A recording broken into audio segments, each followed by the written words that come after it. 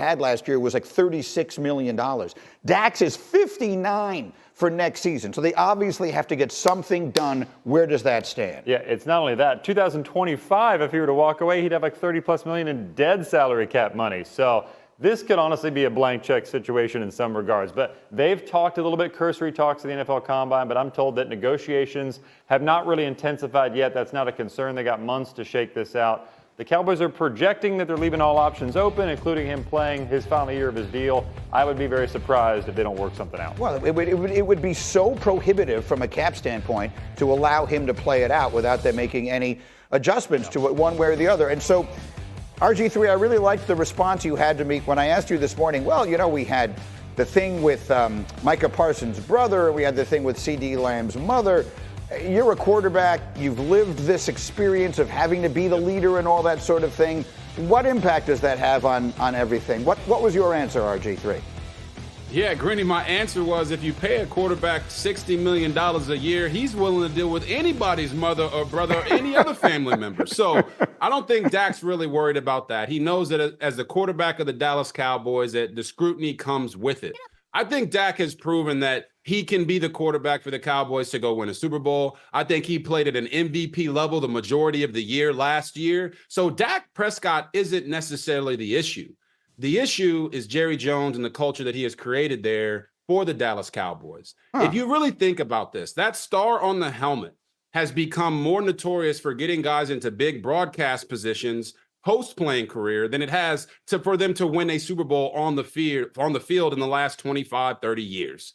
So for me, with Jerry Jones, he has to first admit that there is a problem and that culture that's been created is that the fact that the Dallas Cowboys have been killing the ratings. I mean, we talk about them on TV. You got people making fun of them on TV, and it just skyrockets. People love to watch. But I think the Dallas Cowboys have become the anti-Floyd Mayweather, right? People watched Floyd Mayweather as a boxer because they wanted to see him lose.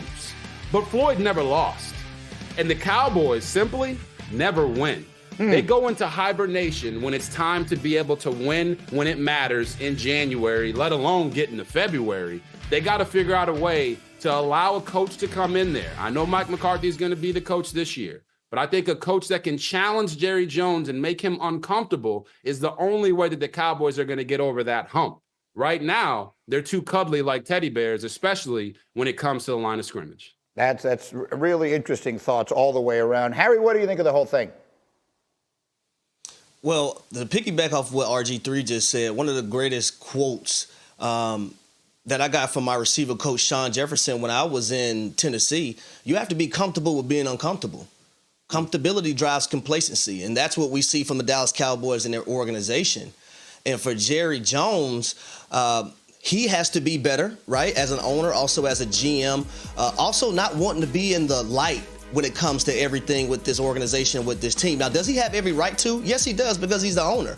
But that doesn't mean it's right for the football team and them moving forward. And then when it comes to big-time games and big-time moments, the star players got a ball like star players. That's Dak Prescott, that's Michael Parsons, that's everyone else amongst that roster. I think that's one of the things that's been hindering this football team from getting to an NFC championship game. And if we're talking about when the last time they've been to one, it was January of 1996.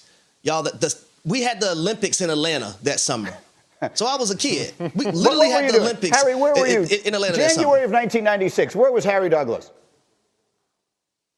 Man, Harry was a hoop star, baby. I was Euro stepping, doing my little thing, gritty behind the back, shooting the trifecta. I was giving people hell on the hoop court. Yeah, me too. And so then just a final quick thought from you, Fowler. The real issues they have also are they're going to try and get deals done with some of their other stars. Yeah. We're into that part of the year now. Should we be expecting that? Should we be expecting Micah Parsons to get the contract, CeeDee Lamb to get all these contracts we've been talking about? Should we be expecting that? Yeah, Dallas is going to spend a fortune. They've already pretty much committed to that. CeeDee Lamb, I do expect to get done. Micah Parsons, he's got 2 years left on his contract with the 5th-year option. That could take a little longer. Should we be expecting them to be in the market for someone like Saquon Barkley? Ooh, I think they're looking at running back. I don't know about that price point, $10 to $12 million, if it's going to take that. They're going to look into their options there. They're looking for an explosive running back for sure. I just don't know. I don't think they're going to spend that price point. All right.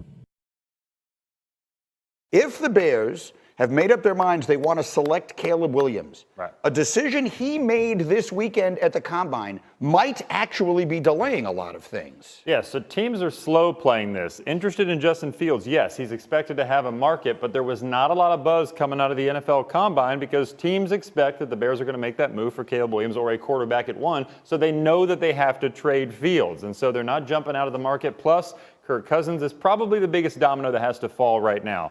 Once he goes to either Atlanta or Minnesota, presumably, that opens up the door a little more for Fields. Teams expect he still has a market of, say, like a day 2 pick, a second or third round pick. He will have options. Field has not, I'm told, applied pressure yet, though. He's not requested a trade, not created a wish list of teams, but he has several that are on his radar. Look, no one is. You can't handle a situation better than Justin Fields has from the moment he got there. Yeah. And so, look, sometimes it feels like things like this, you have to sort of put your flag in the ground, and if I turn out to be wrong, I'll turn out to be wrong. RG3, I'm going to say it to you directly. If someone gets Justin Fields for a third-round pick, we are going to look back on that someday as one of the great trades that we've ever seen in the NFL. He is so ridiculously talented. His level of maturity is off the charts. His leadership off the charts. He has handled an impossible situation in Chicago with greater class and professionalism than I could ever possibly imagine practically from the day he got there. If he winds up, I'm scared of how good it might be if he winds up in Atlanta. You put him in the right situation, he is going to be great. I would trade a third-round pick to Chicago for Justin Fields right now so fast it would make your head spin. RG3, what do you think? No, Greeny, I agree with you completely. I would trade that third-round pick as well. What I think is really going on here is that the Bears are afraid to miss out on a generational talent in Caleb Williams for all the wrong reasons.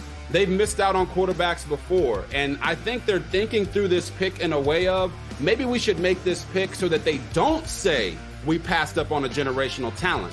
But when I look at this Bears team, they need receivers, they need pass rushers, they need interior defensive linemen. They just got rid of Kareem Jackson, so they need secondary. And they've only got 5 picks in the NFL draft right now. So if I'm saying to myself, well, I don't want to pass on a generational quarterback like Caleb Williams, well, am I going to be able to put a roster around him that's going to allow him to succeed? Because if you draft Caleb Williams and you're not able to win with him and put a roster around him, you're getting fired.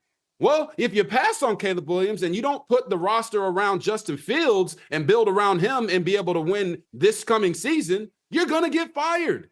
So I think teams are actually calling the Bears bluff right now. The closer we get to the draft, the less they're going to get for Justin Fields. If I'm a team, I'm keeping my draft capital. I'm calling the Bears bluff, and I'm forcing them to make that pick at number 1. It seems like they are clearly wanting to move on from Justin Fields. And to your point, Greeny, the fact that he has handled it the way that he has is even more proof to me that the Bears should be building around Justin Fields and not worrying about that first pick. Trade that bad boy and go get a roster that you can put on the field to win. That's correct. Look, I think that's a really well-made point. I'm not suggesting that it's the wrong thing to do. You reset the clock, all that stuff. I understand all of the factors that go into this. It isn't an easy and obvious decision. But the one point that must be made is that selecting Caleb Williams will not allow you to go back in time and have taken Patrick Mahomes when it turns out that you should have. Like, it doesn't work that way. Harry, give me a final word on all this. Well, what's unique in this situation, though, guys, when you look at Caleb Williams, Ryan Poles, the general manager for the Bears, was in Kansas City when Patrick Mahomes was drafted. So if you're reviewing that tape and at any moment you feel like he's any kind of sense of Patrick Mahomes, I know that's saying a lot because Patrick Mahomes is the standard in the National Football League.